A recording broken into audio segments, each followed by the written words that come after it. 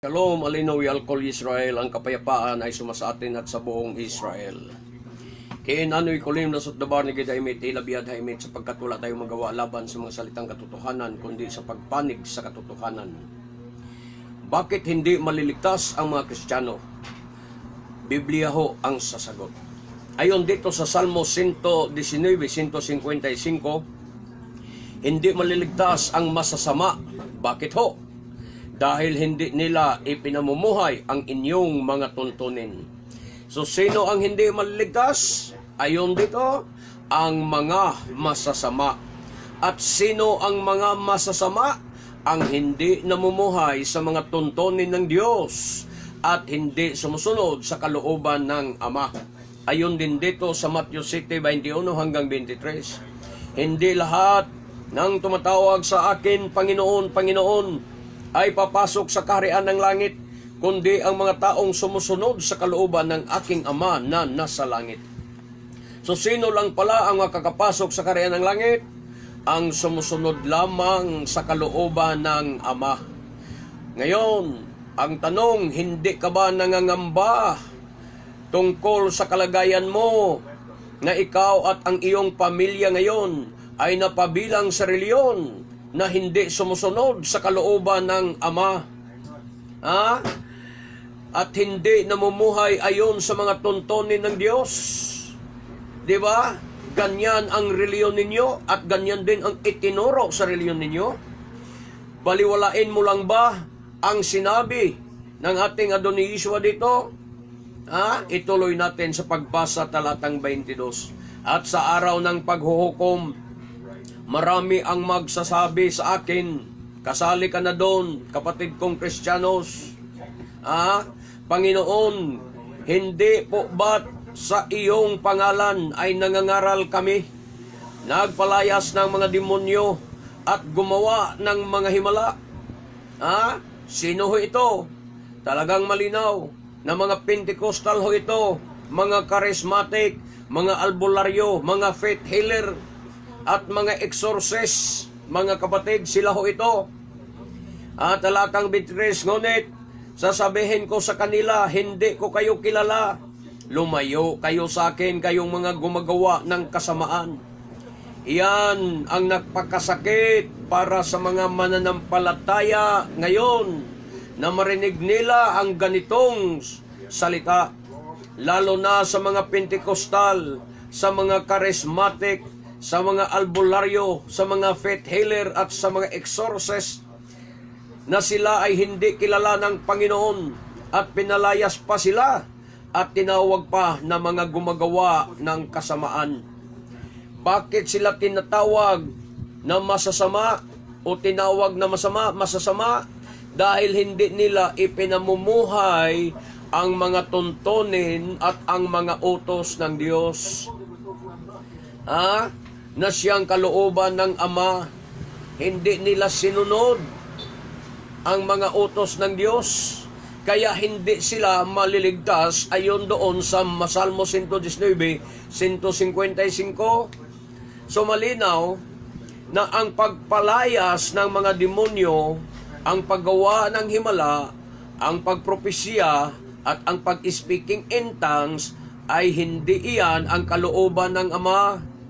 At hindi iyan ang mga tuntunin ng Diyos. Dahil kung iyan pa ang kalooban ng Ama, dapat sana na ang sagot ng Panginoon doon sa kanila, sa talatang 22, dapat ito ang sagot, well done, my good and faithful servant. Nakapagpagaling ka pala, nakapagpalayas ka pala ng mga demonyo, nagpropesya ka pala, nangangaral ka pala sa aking pangalan. Well done, my good and faithful servant. Dapat ganyan sana ang sagot ng Panginoon. Pero hindi. Nakakalungkot mga kapatid.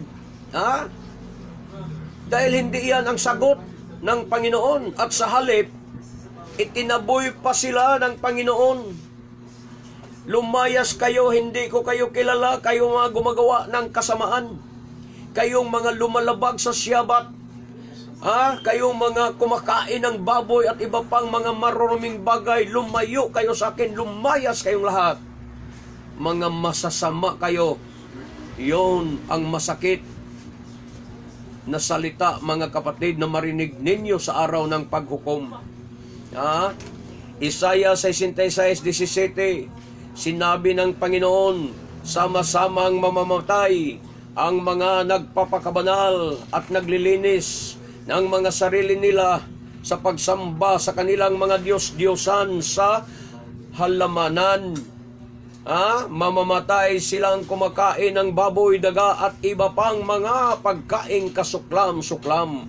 Ayan, lahat ng mga Kristiyano na kumakain ng baboy, daga at iba pang mga maruruming mga bagay ay mamamatay. Pati na yung nagpapakabanal sa sarili, naglilinis sa sarili, sa pagsamba sa mga Diyos-Diyosan. Dahil iyan ay kasuklam-suklam sa mga mata ng Diyos. Yung mga maruruming bagay, kasuklam-suklam ho yan. Ngunit kinakain ninyo, mga Kristiyanos. Kaya lagot kayong mga Katoliko, mga Protestante, mga Pentecostal, mga Baptist, mga Charismatic, mga born again, mga albularyo, mga faith healer at mga exorcist. Lagot kayo, mamamatay kayong lahat doon sa lawa ng apoy na siyang ikalawang kamatayan. Pahayag 21:8, subalit, para naman sa mga duwag, mga taksil, mga gumagawa ng mga kasuklam-suklam na bagay, mga mamamatay tao, mga nakikiapid, mga mangkukula, mga sumasamba sa Diyos-Diyosan, at sa lahat ng mga sinungaling, ang magiging bahagi nila ay sa lawa ng nagliliyab na apoy at asupre. Ito ang pangalawang kamatayan. May maitutulong ba sa inyo ang mga reliyon ninyo sa araw ng paghukom?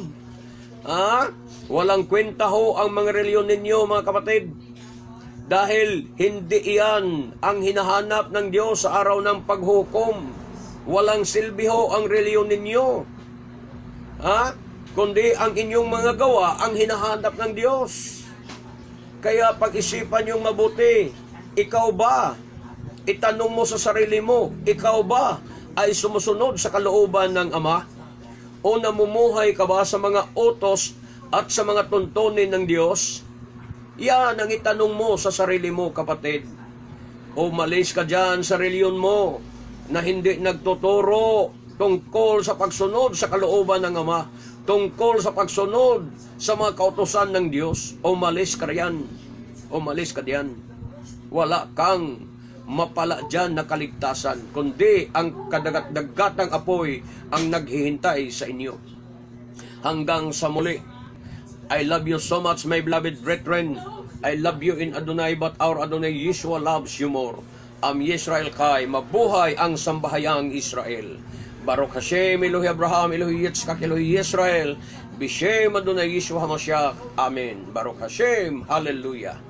Ito ang inyong abang lingkod sa Adonai, Matef Gedeon Silva, magsasabi sa inyong lahat, mapalad ang taong sumusuri sa banal na kasulatan, naniniwala at tumutupad sa nasusulat dito. Baruch haba, Bishem Adonai, blessed is he who comes in the name of Adonai. Shalom, shalom.